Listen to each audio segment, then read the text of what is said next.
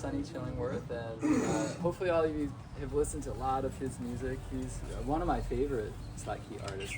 But I've been doing a lot of research and finding these recordings that he was on just as a session player back in the 60s and 70s with artists like Myra English. If you've ever heard of her, they called her the Champagne Lady. And she knew how to have a good time. And she sang around Waikiki, but she did a couple of beautiful albums. And Sonny is playing the guitar in all of those groups. He had heritage on Molokai, the Molokai Ranch. He was very dear friends with Gabby and played a lot with Gabby all over Oahu. He mentored George Kuo, who were looking at one of his pieces, and Ozzy Kotani were two of his most really accomplished students that really passed on what he taught. He taught Makana when Makana was very young for a short time, but Makana learned a lot from him too. So he was really one of the first of that generation to open up and take on students. You can also find, like I was researching about Gabby, he did these programs of parks and recreation across Oahu. He'd just go to public parks and he'd do little, with Auntie Alice, the Makilua, they would do classes. But none of that's ever been documented. It's cool to hear what Gabby, how he would teach his style. Then, of course, Ray Kane started teaching a lot, especially if you gave him food, beer, or poi, or poke. But one thing that Sonny did teach a lot and play in a lot is this wahine tune. He did Weha Swing, which is one of his real signature, just blazing fast, fun pieces. Then he did some of the pieces that have some of the influence of the Portuguese heritage and what they call kachi music of it, and his style of playing. It was really good fun. He did an album called Los Hawaiianos. Have any of you ever heard that? It's on Spotify now too, and it's really classic. It's so different. It's full on like Mexican, South American mariachi, and even Puerto Rican influence a little bit in the music. Oh, there's a conga player and all this percussion going on, washboards. it's really great. But there's something, I think one of the really important things that Sonny brought to slack key, he was a great arranger and composer. He would play very specific pieces. They were beautiful compositions. And he would take the very typical alternate bass that we have, and giving it sort of the Latin feel, he would do the syncopated bass, right? So that's one of the, I think, really key elements of hearing a lot of Sonny's playing. If you listen to how it inspired George Kuo, Ozzy Kotani, and Makana, major part of it. So many of Makana's songs, he does really cool bass lines, is based on that Sonny Chillingworth pattern.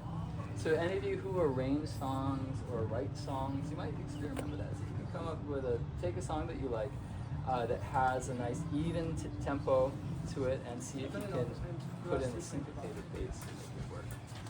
And so there are pieces of Sonny's, like I played a little bit last night. We had a jam session on the Shamarita Malacadas piece.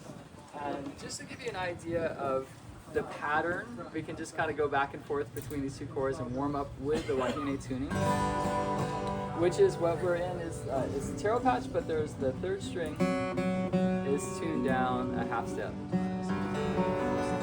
Any of the slide key tunings that have this leading tone or pretty tone in it, the major seven, require a finger to go on whatever string it is at the first fret to get back to the root. So we're going to be doing this one.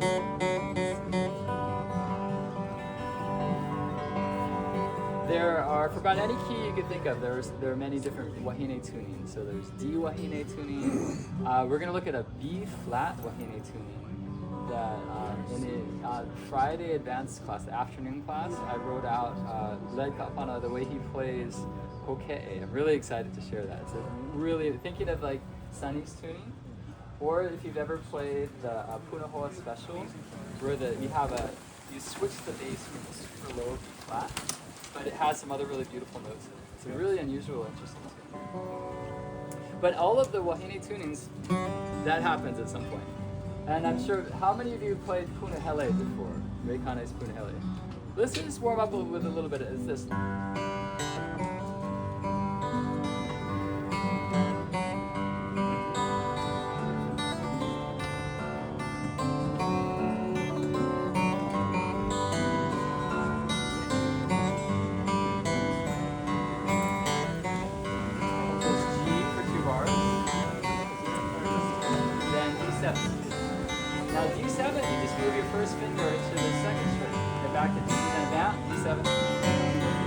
This is one of the most common old progressions, traditional progressions. G for 2 bars, D7 moving to the second string, 6 4 on the bass, back. And that's like the playing field for all these songs that we can do variations on. Putting on and off that first finger, then releasing it to get to the. You could just play with one finger and get this really interesting sound. It's something Sonny did a lot too. Weha swing, for example. This has really steady, even bass. 1, 2, 3, 6, 4.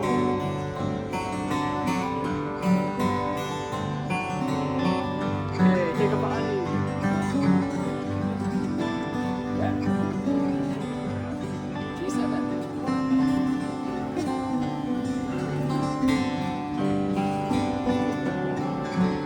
Punahele. I mean, really listen, lock in, but just playing his solo.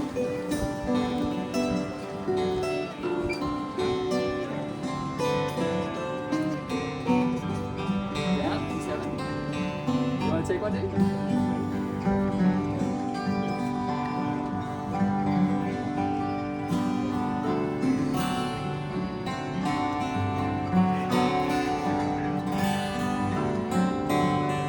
Top of the floor. G.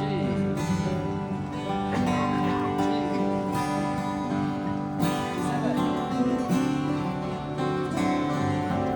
Step back to G. You want to take one, too? Anyone else want to take one?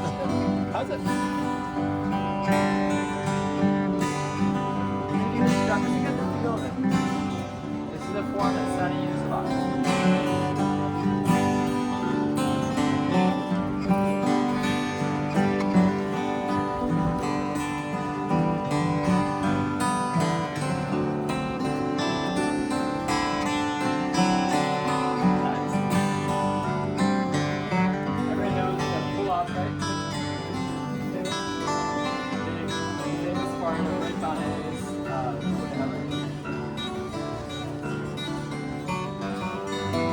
If you haven't played this song before, it's a must know. You can do your own variation of harmonics.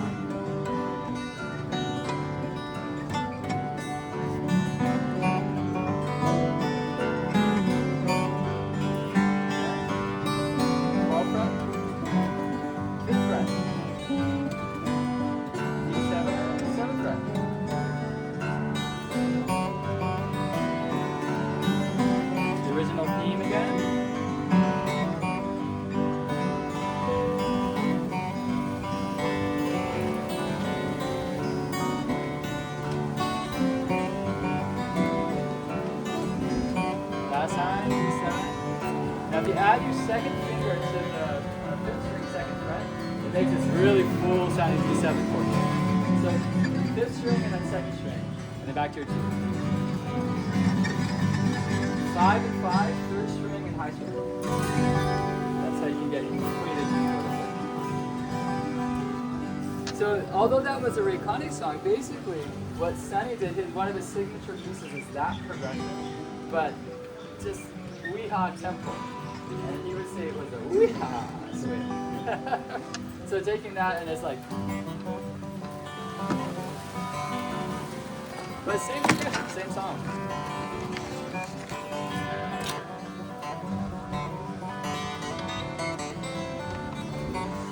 And everyone had their own variations. You do this.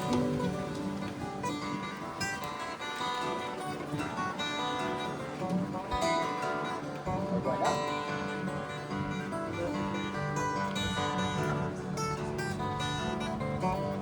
So very flashy, right? And you do this line, which is great.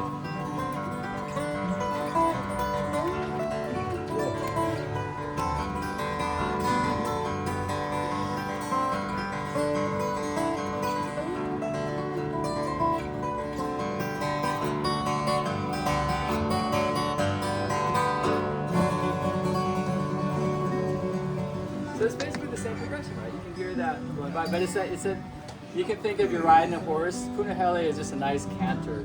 You're just cruising on. It feels so good to play that. And then Weha Swing is full on gallop, right?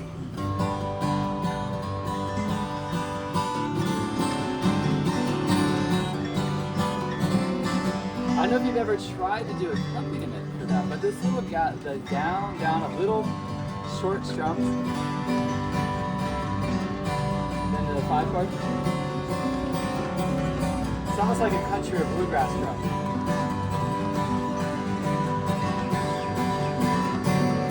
Boom chuck basically, bass then chord. And I would say, thinking of Sonny's style, he grew up playing in the sort of rock and roll era, is when he was a session player. So you'd hear him sometimes doing blues licks, playing electric guitar, plugging it through an amplifier. He had this great old orange colored top, like this lightish orange colored old Gibson, I think it was. There's some footage of him on YouTube playing in the showroom in Waikiki. He does a version of Weha Swing. He had a very interesting right hand technique. He placed these 3 fingers really firmly on the fingerboard, and he had this elastic index finger that would come way over here. But he made it work beautifully. It's amazing what he did with that. So a lot of the traditional slack he playing is just with 2 fingers, but he would like really come over here. You have your hand down like this a bit, but not touching as much. You taught me not to touch. Yeah. I think it gives you just a little bit more freedom.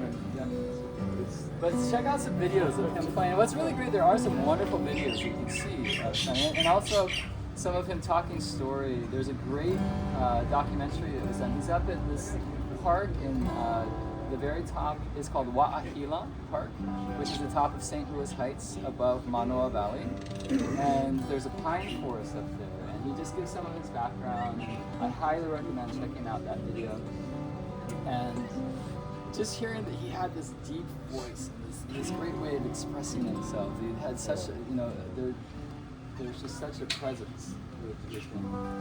You can hear it in his singing. He had one of the great unique voices, I think, in Hawaiian music.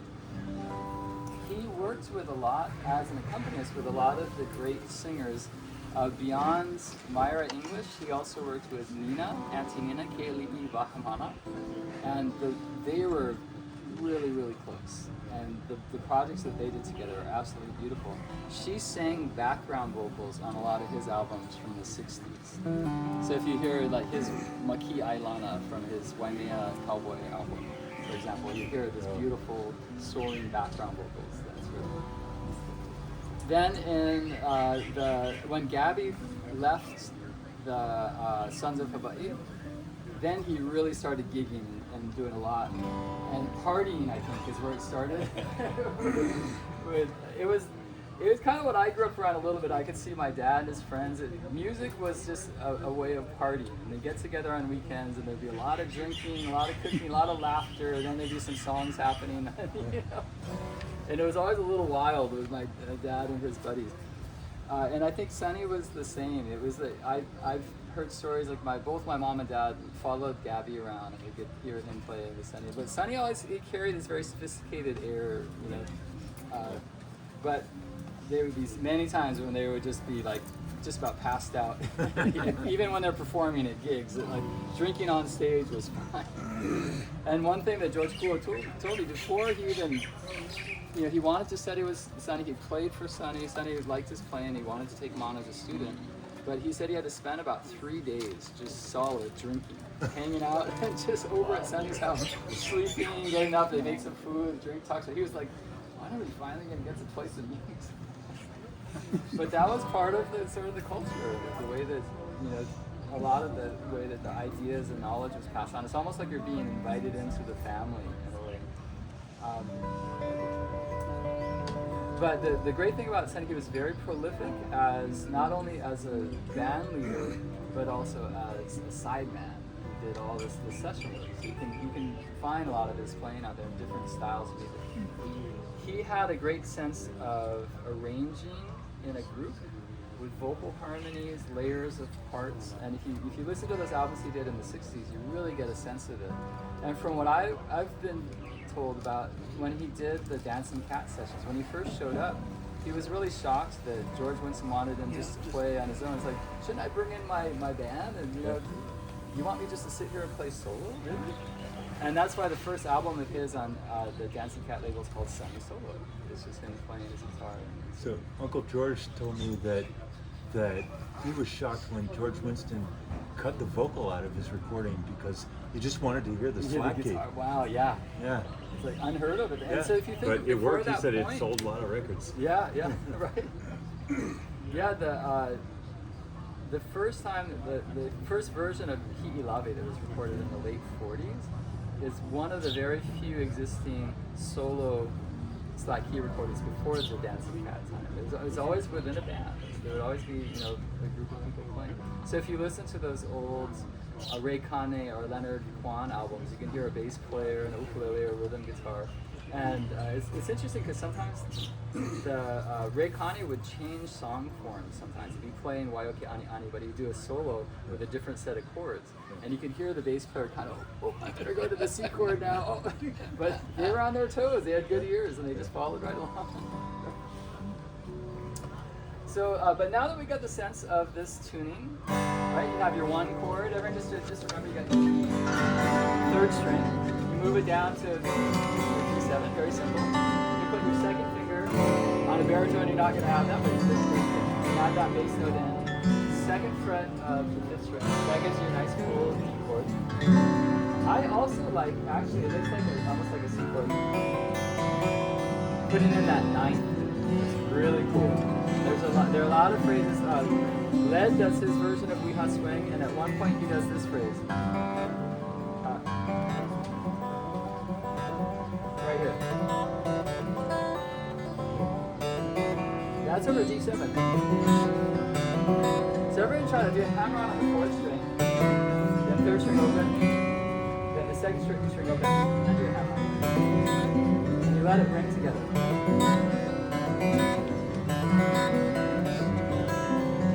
Then you do this though.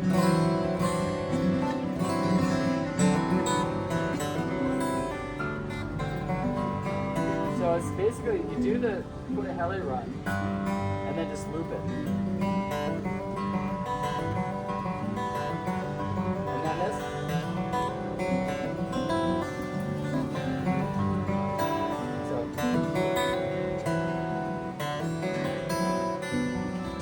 So it's just like your C chord. That's a good thing to know in this tuning. Play your C shape, and it sounds amazing over a D chord. So for example, if I'm doing the progression and just strumming, let's say like kind of a little faster like Weha Swing, but not quite, like somewhere in the middle.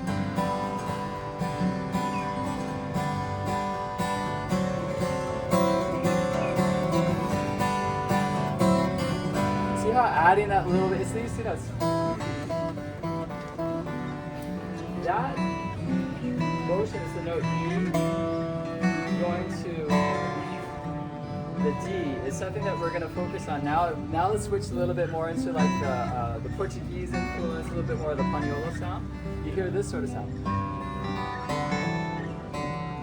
Same note. And then when it changes to D7, you can still do that.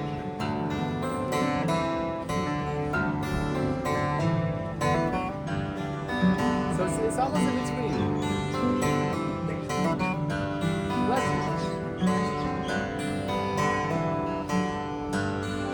I'm holding out my first finger, I'm not even hitting that string. This is the...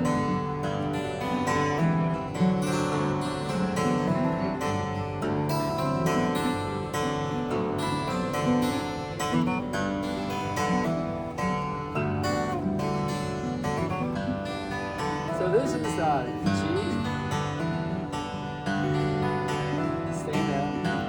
Basically following the Punahele progression. Change D 3 times. Third time, do the walk up. Down. Let's just play on that a little bit. See if you can do some variations. Tap on the keys.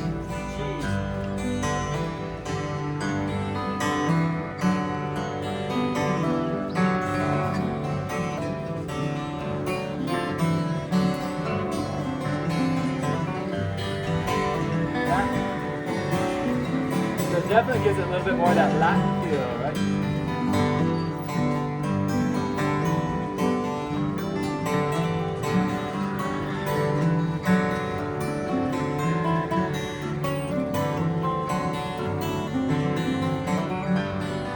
Yeah. I'll do the accompaniment. G.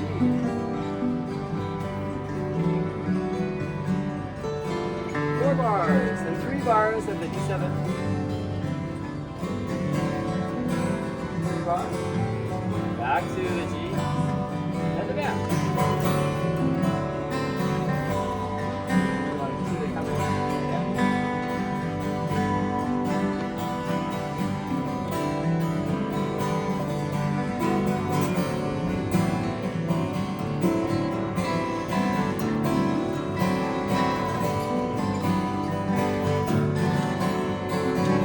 That one.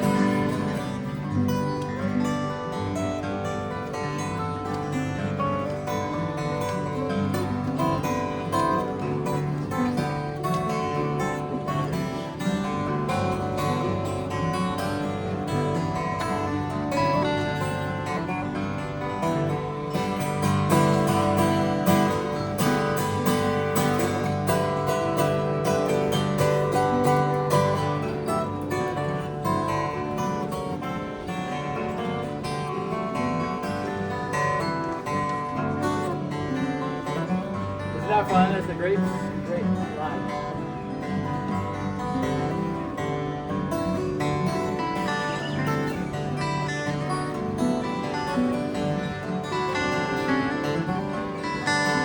Adapt that. Basically a G7, G7 G over. Last time.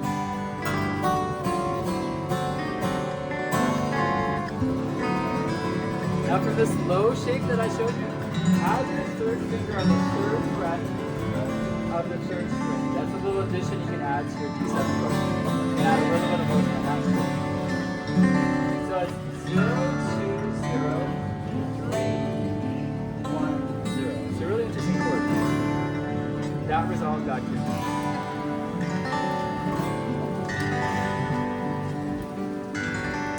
So a lot of the wahine tunings, which is the 1 chord and the 5 chord. You don't often have fancy chord progressions like those cycle of fifths. So it's possible, but a lot of the traditional songs. There's a song called Hey Ia. It's also fun to just kind of strum in the string a little bit. And that's something Sunny would do sometimes. It's a really cool strum. Let's just vamp between these 2 chords. Up, up, down, up, up.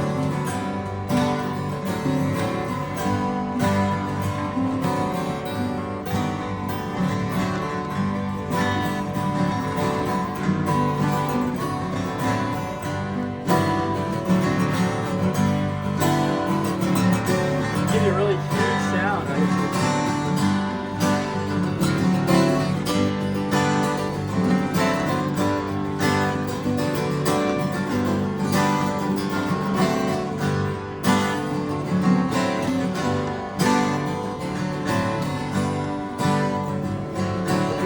Love it without the 4 chord.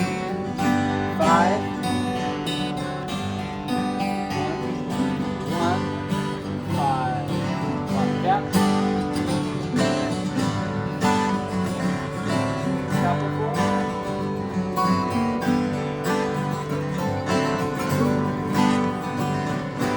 1, 5.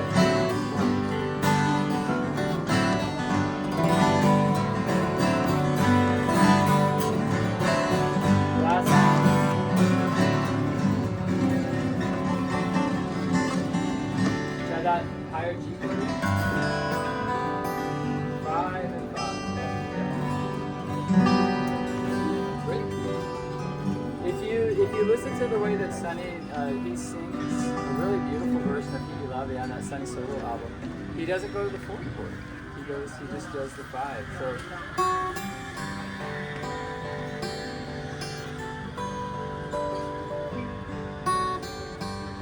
it's basically what we're doing. He doesn't see. The main 3 tunings that Sunny used, he used Taro Patch, 4 tunings. He used this Jiwa Hine, and he used the drop C tuning a lot. Then he played standard tuning. He was very accomplished as a session player, like playing all sorts of things in standard tuning. Open Chino. Yeah, Opacino. I call it E Molihini too. Yeah, I love Op- and Sonny's teaching that, right? Isn't he teaching stuff? he's, Ooh, all right. he's calling it Opacino. That's so great. Did anyone ever know Chino here? Did anyone know Chino Montero? He was like the most fun. I spent a lot of time with him with Amy, and he was such an amazing guitar player. He brought, like Sonny Chillingworth did, this, but much more the fire, like almost like Santana mixed in with Hawaiian music. It's really cool. He's all over the neck all the time. Yeah. Did anyone have any questions? Yes. Does Wahine always mean a drop string? It always means, yeah, somewhere in the tuning there's the major seventh of the key. So in the key of G, 1 fret below, it could be on any of the given strings. It's usually on the top 3 or 4. It's not on the bass notes so much. But in this case, it's on the 3rd string. So there's this note needs to be placed down. Yeah, and so that allows for those little hammer-ons. That's a big, typical part of this style.